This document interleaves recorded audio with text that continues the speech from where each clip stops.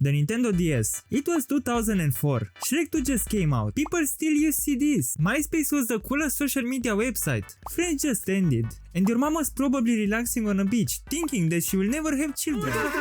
Not to mention that Barbie and Ken just broke up. What a tragedy. The DS got launched, and it was something different. It packed so much entertainment in a tiny shell. This console taught children from around the world so much. How to take care of their dogs, how to save princesses, how to hide under their covers when their parents were checking on them. Let's start with the hardware. Yeah, one screen is cool. The Game Boy Advance has one, the Game Boy Color has one, the Game Boy has one, but what if it had two? Oh my gosh, two whole screens. We got two screens and one of them is a touchscreen I can touch. And let's not forget the DS Freaky promotion that would make Karens in this day faint. Like bro, what more would you want? The DS came in so many variations, with so many different bundles, while we are stuck with only one color for the Switch 2, 20 colors and 63 limited editions. I would cry if I were you. It made you think about what was possible for console gaming.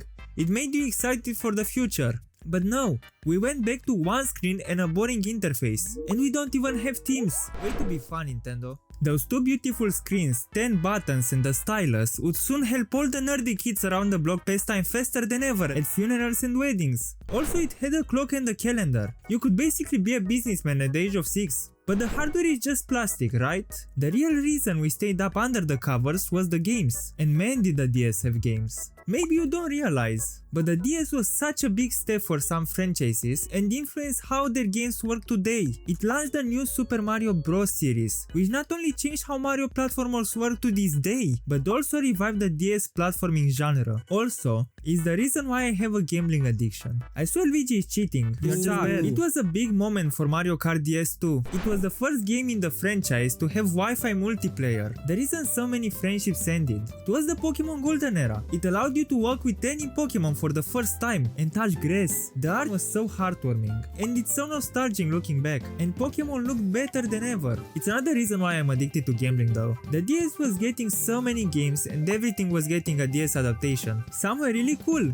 like the Plants vs Zombies DS version. Sure, the game looked a bit cramped, but look at those retro visuals. Not to mention that the 2009 game is better than the new Plants vs Zombies replanted. How hard can it be to make a playable game? The Shovelware games were hilarious, but some were questionable. Oh man, I would be so happy if it were a game that helped me quit smoking. My Stop Smoking Coach. You could learn about your future with Russell's Grant Astrology. Learn how to draw with Crazy Frog Collectible Art School. Or learn Japanese with Touch Dick. It's a dictionary by the way. We got Quirky accessories. The Guitar Hero grip package that also came with a pick. A glucose measurement system for kids, I guess? I will stop here, I need to beat Luigi at poker. With the DS you could play so many games with your friends and family through the download play feature with just one copy. And the games and console itself were so affordable compared to today's standards. Nowadays you basically need to be Scrooge McDuck to afford one game. There's no way I'm paying $70 for a game and then another $20 for the expansion.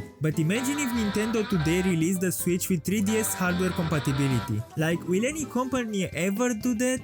Give you the ability to also play the last gen console cartridges on your new console? Oh wait, you tell me that the DS could also play Game Boy Advance? So not only you had 12 DS launch titles, but also 1500 Game Boy Advance games at launch! The Game Boy Advance is one of my favorite consoles of all time. Though we will not dive into it right now, its game library was absolutely phenomenal. Just imagine this big bundle in 04. As you can see, the DS is so memorable.